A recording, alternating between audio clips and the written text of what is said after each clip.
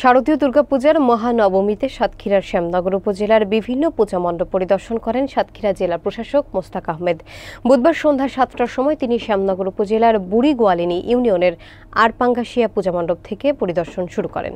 বিস্তারিত দেখুন সাহেব রেজার প্রতিবেদনে। পূজা মণ্ডপ পরিদর্শনে জেলা প্রশাসক মোস্তাক আহমেদ মন্দির কমিটির নেতৃবৃন্দ, পুরোহিত, আগত ভক্তবৃন্দদের সঙ্গে শুভেচ্ছা বিনিময় করেন। এ সময় তিনি পূজার সার্বিক শান্তিপূর্ণ পরিবেশ বজায় রাখতে সবাইকে সহযোগিতার আহ্বান জানান এবং দুর্গা উৎসবকে মিলন মেলার উৎসবে পরিণত করার প্রত্যাশা ব্যক্ত করেন। জেলা প্রশাসক বলেন, দুর্গা উৎসবকে ঘিরে প্রায় 2 সপ্তাহ আগে থেকেই জেলা প্রশাসন বিশেষ নিরাপত্তা ব্যবস্থা গ্রহণ করেছে। পুলিশ, আনসার এবং সেনা সদস্যদের সমন্বয়ে প্রতিটি মণ্ডপে নির্বিঘ্নে নিরাপত্তা নিশ্চিত করা হয়েছে।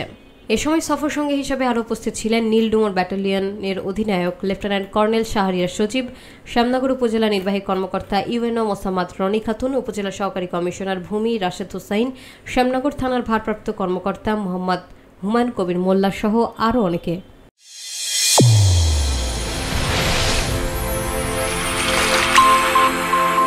চ্যানেল A1 হৃদয়ের স্পন্দন।